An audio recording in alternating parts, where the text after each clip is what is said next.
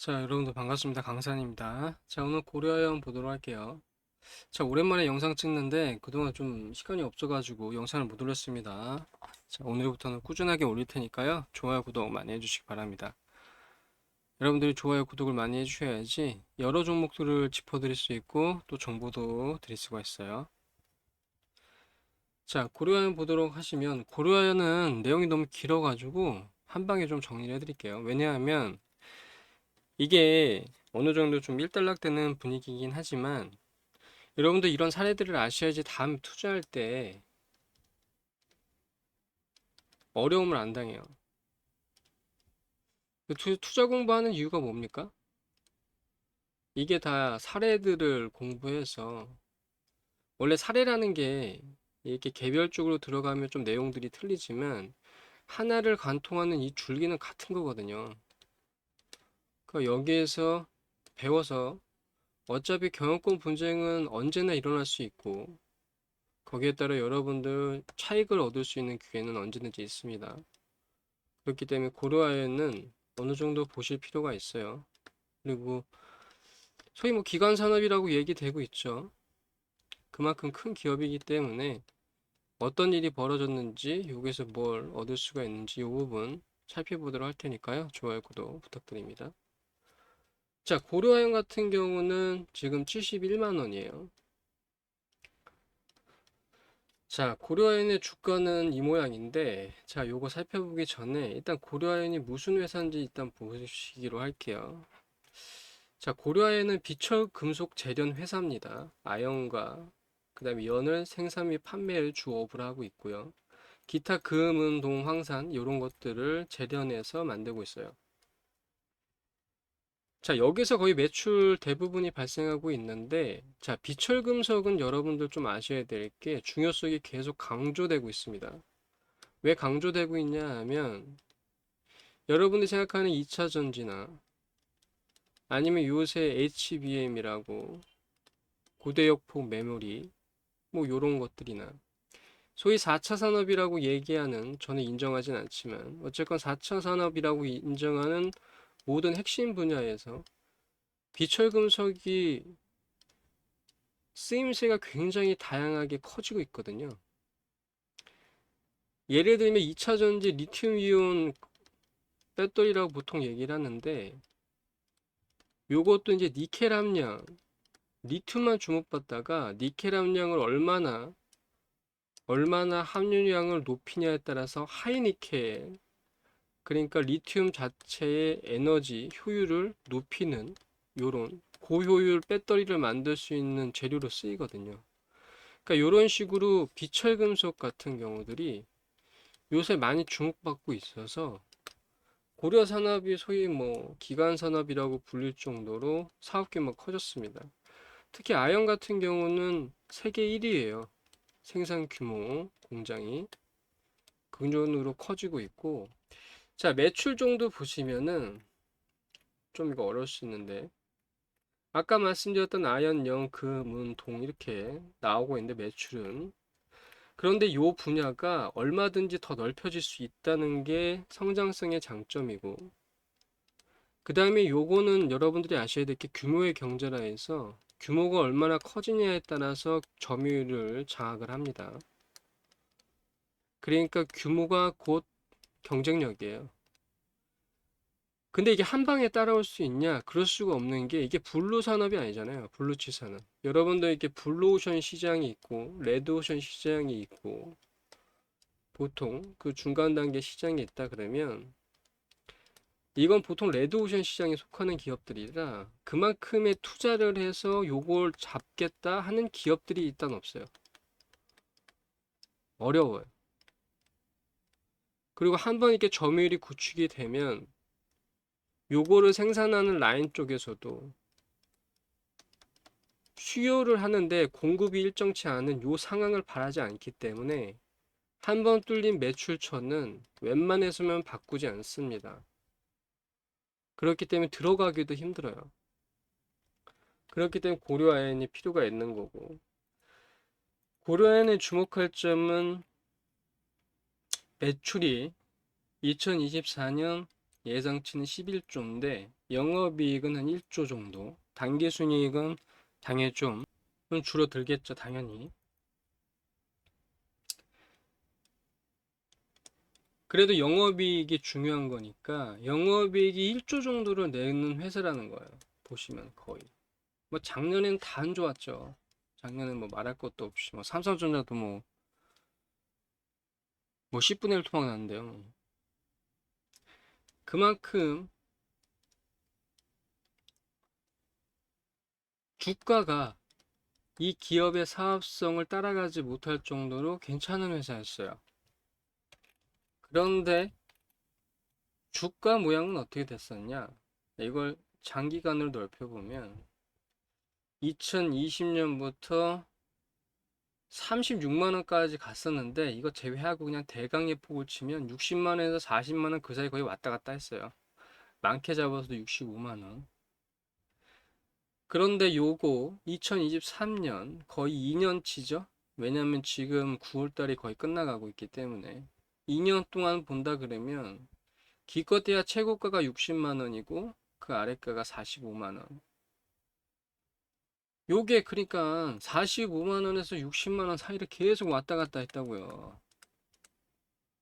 아니 돈을 이렇게 벌어대는데 그러다가 이렇게 주가가 갑자기 미친 듯이 올랐죠? 왜 올랐을까요? 경영권 분쟁 때문에 생기게 된 겁니다. 그래서 여기서부터 약간 좀 복잡한 상황이 약간 펼쳐지는데, 자, 보시면은, 간단하게 설명드리면, 자, 원래 고려인의 최대 주주는 누구냐 하면, 여기 보시면, 최대 주주를 보시면, 영풍입니다. 영풍이 25% 정도 들고 있는데, 관계자까지 포함하면 한 33% 정도로 들고 있어요. 그러니까 이게 원래대로면 생각을 해보세요. 영풍이 최대의 주주예요. 그럼 영풍이 당연히 경영하는 게 맞잖아요. 그런데 경영은 누구 하냐? 영풍은 장씨 일가가, 그냥 장씨 가문이라 할게요. 그냥 장씨 일가 이렇게 경영을 하는데, 자, 고려하여는 누가 경영을 한다? 최씨 일가가 경영을 합니다. 이 이유는 왜냐하면 70년 동안 동업관계로서 지분은 일정 정도 서로 나눠갔지만 경영 부분은 나눈 거예요. 그래서 영풍그룹과 고려아연 이쪽으로 이렇게 나눈 겁니다. 이쪽은 장씨가, 이쪽은 최씨가. 그러다 2000년도 들어서면서 영풍이 좀 안 좋아지기 시작하고 2010년 들어서면서부터는 급격하게 사업이 좀 안 좋아지기 시작해요. 여러분들이 아시는 영풍문고 또 이 회사의 자회사입니다. 그러니까 영풍은 사업이 안 좋아지니까 최대 주주잖아요.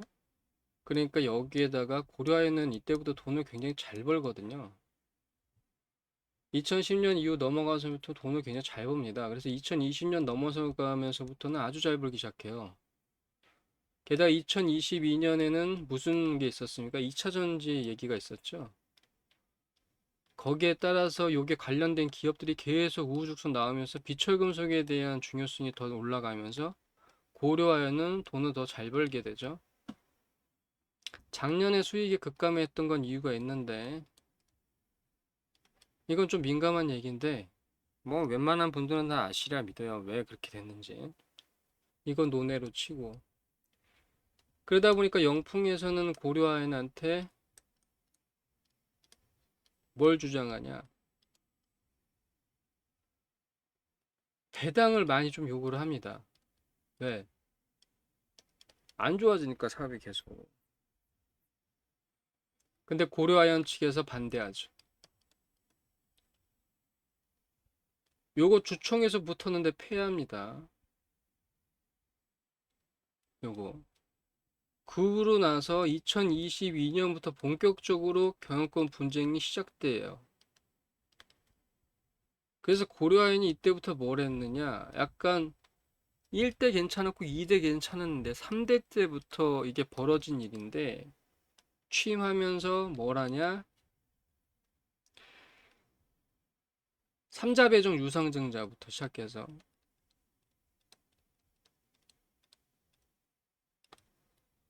전환사채 이런 걸 발행하면서 우호 지분들을 끌어들이기 시작해요. 왜냐하면 최씨가가 가지고 있는 건 1%대밖에 안 됩니다. 거의 그냥 2%대를 할게요. 2%대 지분밖에 안 되고 있거든요. 근데 최씨가 감원으로 이렇게 하면은 거의 한 15% 정도 들고 있어요. 15% 정도. 그러니까 우호 지분을 알파를 해요. 요런 식으로. 그래서 끌어들인 게 LG, 한화, 요런 대기업들을 끌어들이고 요 우호 지분까지 합쳐서 33%를 맞춥니다, 거의. 그래서 어떻게 되냐면 33.1 대 33.9까지 돼요. 그러다 보니까 영풍에서 심기가 불편하죠. 동업관계라서 이렇게 하는데 동업관계라서 자기가 최대 주주인데도 이렇게 고려한테 맡겨놨는데 이런 식으로 하니까. 근데 고려아연이 원래 설인상사라 해가지고 요 아래 회사를 요 아래 회사를 통해서 매출을 담당하고 있습니다. 근데 여기는 누가 경영을 하냐면 장시가가 경영을 해요. 근데 고려아연에서 여기 대표를 잘라버립니다. 그리고 자기 사람으로 태워요. 본격적으로 출발하기 시작한 거죠. 경영권 분쟁이.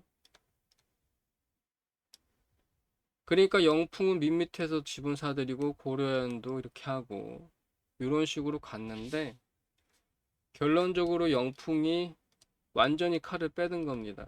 MBK 파트너스를 끌어들인 거죠. MBK 파트너스는 국내에서 가장 큰 상업펀드입니다.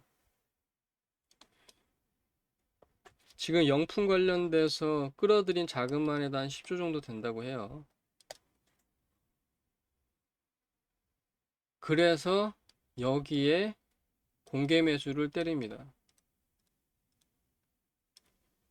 자,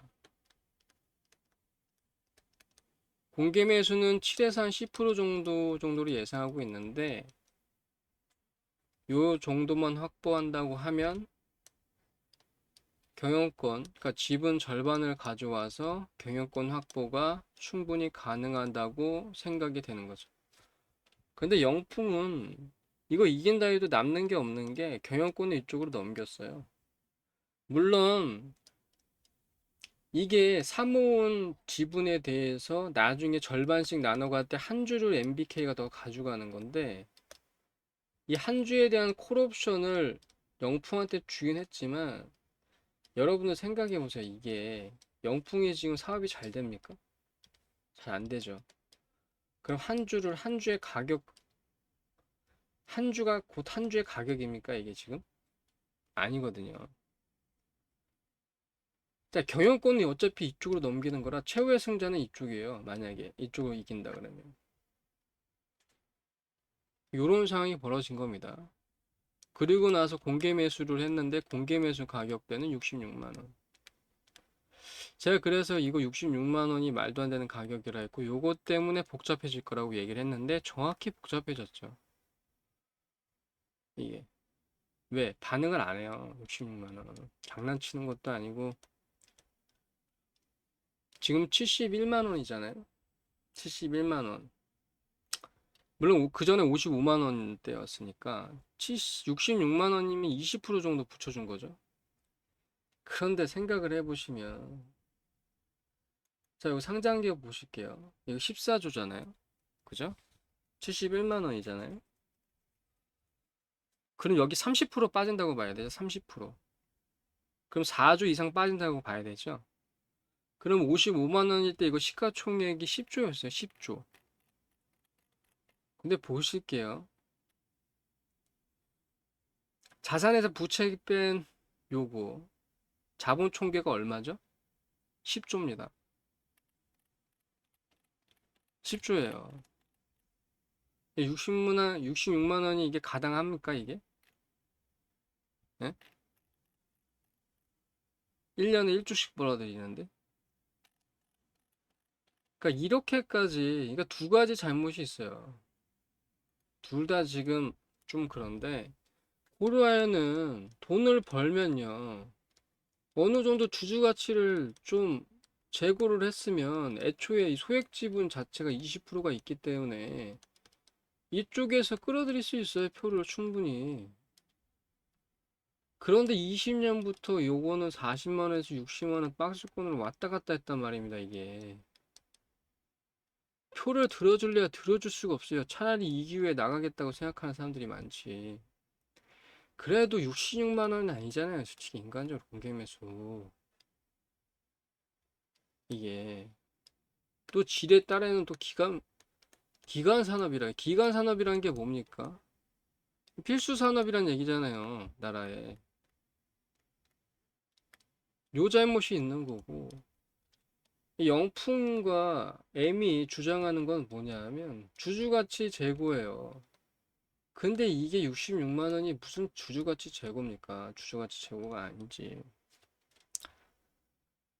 그래서 여기서 가장 큰 문제는 사모펀드를 끌어들였다는 거 하나랑, 왜냐하면 이게 원래 영풍이 최대 주주이기 때문에 경영권 가져온다는 건 별 문제가 없는데 돈이 없다 보니까 사모펀드랑 지금 손을 잡은 건데, 경영권은 이쪽으로 넘기기로 했으면 사모펀드는 기본적으로 들어올 때 엑시트 전략을 가지고 들어옵니다.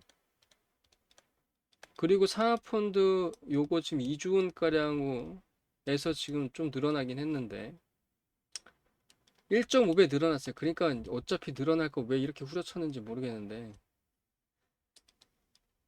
요것도 단기 차익금으로 거의 가져온 게 커요. 그렇기 때문에 빨리 얘네들은, 사모펀드는요, 최대한 얼마만큼 투자 기간을 가지고 회수하냐가 수익률에 전적으로 적용됩니다. 아무리 무슨 말을 해도 사모펀드의 본질이 그래요. 이게. 그렇기 때문에 여기에서는 주주가치 재고라고 했지만 66만 원은 이건 너무한 거죠. 그리고 다 사는 것도 아니잖아요. 7에서 14%. 만약에 일방적으로 흘러간다고 치면은 7% 정도만 사겠죠. 6점 몇 프로. 14%다 사겠어요, 이거? 인풋 대비 아웃풋이 얼마나 좋으냐 차이인데.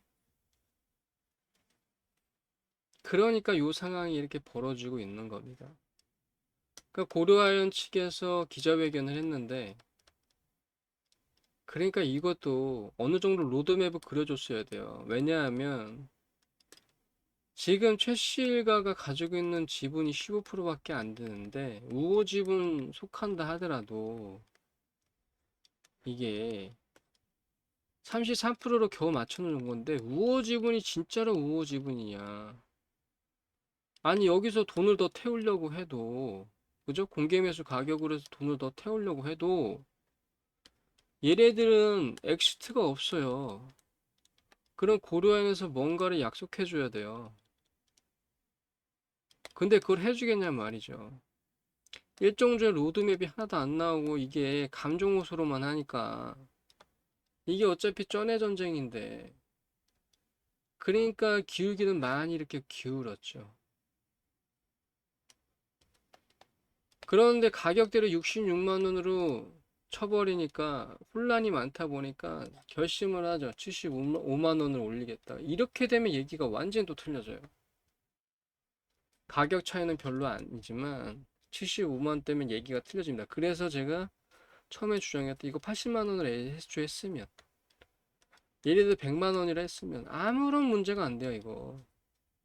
그래도 남는 장사예요. 근데 주가가 원체 움직이지 않았기 때문에 이건 솔직히 무리고, 요 정도 가격선에는 맞춰놔야지 않겠느냐, 요 얘기를 했는데 정확히 75만 원을 올리죠. 다음에 이제 고려아연이 어떻게 대응하냐의 문제인데, 요 부분에서 지금 물음표가 계속 뜨는 겁니다.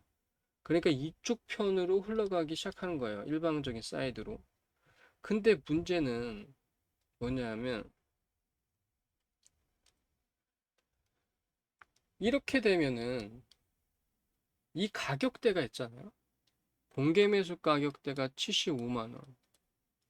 그러니까 이게 66만 원을 때린 것부터가 잘못인 게, 요걸 때리니까 영푸정밀의 가격 자체가 높아지는 거예요. 가격 자체가.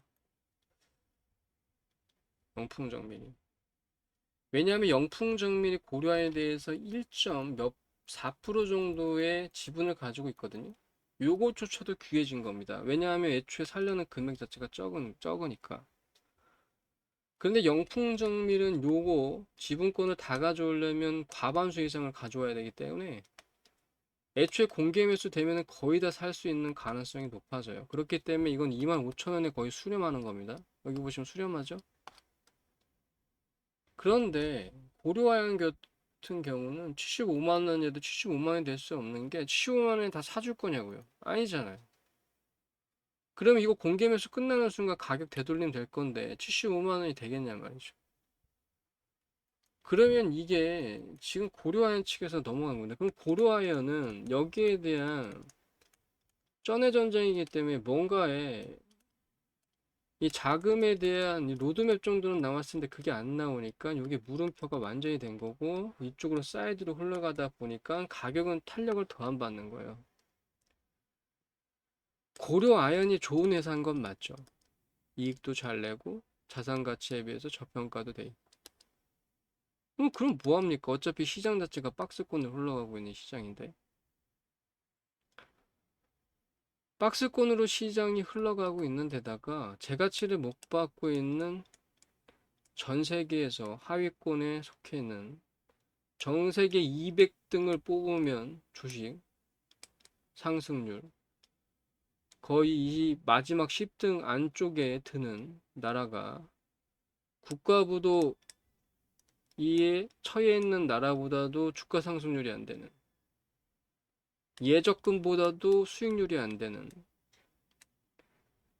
이렇게 된 시장이다 보니까 어차피 고려아연과 영풍전지가 뭐 VS를 불건 경영권을 불건 우리는 어차피 이거 상관이 없었잖아요. 뭐 우리가 어떻게 할 것도 아니고. 그럼 여기에 우린 최대치의 기회를 가지고 와야 되는데 그 기회가 일방적인 사이드로 흘러가면 공개매수 75만 원 가격에도 수렴이 안 될 가능성이 크다고요. 그러면 고작 여기까지 해서 꽤 오랜 시간 들고 있었던 사람들의 수익률은 고작 해야 40%대라고 친다면 1년이면 40%고 2년이면 20%네요. 그것도 여기에서 잡았을 때 올라가서 잡았으면 수익률 더 안 났겠죠?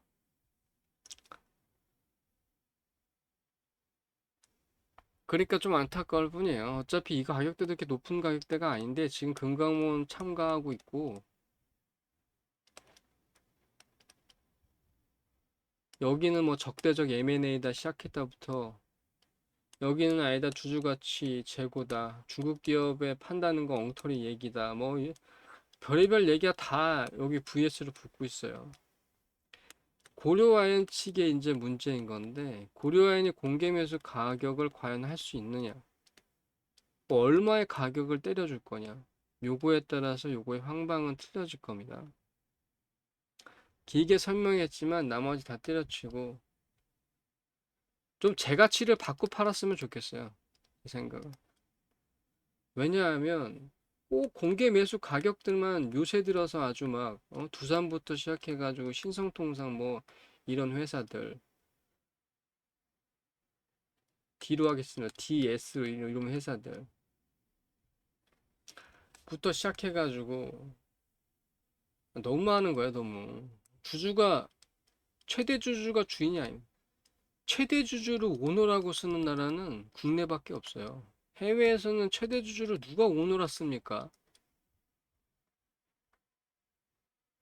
주주가 기업의 주인인데 A라는 기업이 자사주 매입할 때는 이런 식으로 하지만 기업 인수할 때 있잖아요. 기업 인수할 때 얼마나 프리미엄 주고 비싸게 사는 줄 아세요?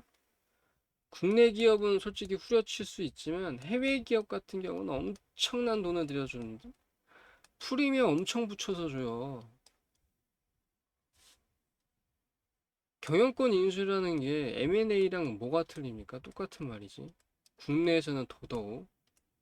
해외에서는 아니죠. 이사회가 있기 때문에. 이사회가 제 역할하는 경우가 많기 때문에 국내보다는 훨씬. 자, 앞에 말은 복잡할 수 있고 설명은 어려울 수도 있으니까 다 잊어버리시더라도 이거 하나만 기억하시면 돼요. 고려 아연에서 과연 얼마만큼의 공개 매수 가격을 내어줄 수가 있느냐. 만약에 여기서 80만 원을 부른다 치면은 그 다음부터는 게임 영상이 완전히 또 틀려지는 거. 장기전이 가면 갈수록 불확실성은 더 커지겠죠? 여러분들한테 불확실성이 곧 안 좋다는 의미는 아니에요. 시장에서 잘못된 오해 중에 하나가 불확실성은 변동성을 수반을 합니다. 근데 변동성이라는 게 위로 가면 뭐가 이게 안 좋아요? 아래로 가는 게 안 좋지. 그리고 솔직히 아래로도 베팅할 수 있다 그러면 위로 가든 아래로 가든 뭐가 안 좋습니까? 포지션만 제대로 잡으면 되는 거지. 변동성, 불확실성 없이는 변동성이 수반이 안 되고 변동성 없이는 수익이 안 나는 건데 불확실성이 곧 위험입니까? 잘못된 상식이에요, 이건. 기간이 오래되면 오래될수록 불확실성은 증가하고요. 불확실성 증가하는 방향이 변동성이 위로 가면 나쁘지 않죠. 이건 곧 위로 가게 돼 있습니다. 그래서 재가치를 어느 정도 받고 팔 수 있는 게 마련이 된다는 거죠. 주주가치 재고를 전혀 안 했기 때문에 이 가격에서 맨날 이렇게 흐지부지 된 겁니다. 그런데 어느 정도 이제 VS 붙여주면 요거 위로 올라갈 수 있는 여지가 있는데 금강원이 참여하기로 했죠. 이게 또 모니터링 한대요. 그러니까 요 부분은 또 힘들지 않을까.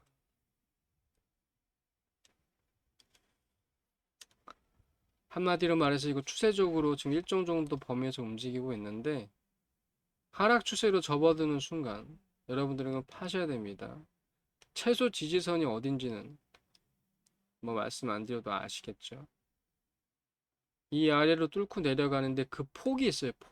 폭과 이 매매량이 있는데 주식은 예측이 아닙니다. 추세 매매는 더더욱 예측이 아니에요. 예측해서 매매하는 게 아니기 때문에 요거 추세가 나오면 요거 순응하고 대응하는 방법입니다. 이게 인류 트레이더들이 쓰는 방식이고 요 방식대로 일정 폭 이상으로 크게 하락을 한다 그러면 그리고 고려아연 측에서 어떤 대응이 없다면 대응이 없을까요? 경영권 뺏기면 그냥 다 끝나는 건데 어쨌건 없으면 이거는 이 정도 선에서 나가는 게 최우선이다. 어차피 되돌림 되면은 이거 계속 이 범위에서 왔다 갔다 할 겁니다. 또 계속. 고려한 정도 되는 크기의 회사가 움직이려면 시장 자체가 움직여야 되는데 시장은 2300에서 2600 요 사이에서 조금도 움직이지 못하고 계속 박스권 그리고 있어요. 제가 이거 2900 거의 가까이 2890선 가도 제가 이거 다시 박스권이라고 분명히 말씀을 드렸어요. 또 다시 박스권으로 왔잖아요. 미국에선 비컷으로 해서 S&P 500의 사상 최대치를 찍어도 국내 시장은 안 갑니다. 왜? 주식 시장은 뭐의 선행지표예요. 근데 이 뭐가 엄청나게 안 좋아지고 있죠.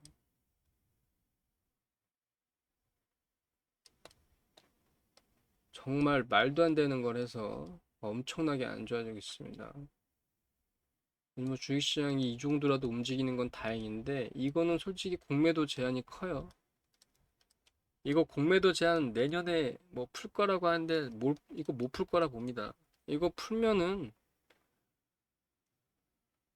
아니 공매도를 전적으로 제한하는 데가 어디 있어요? 전면 제한이 어디 있어요?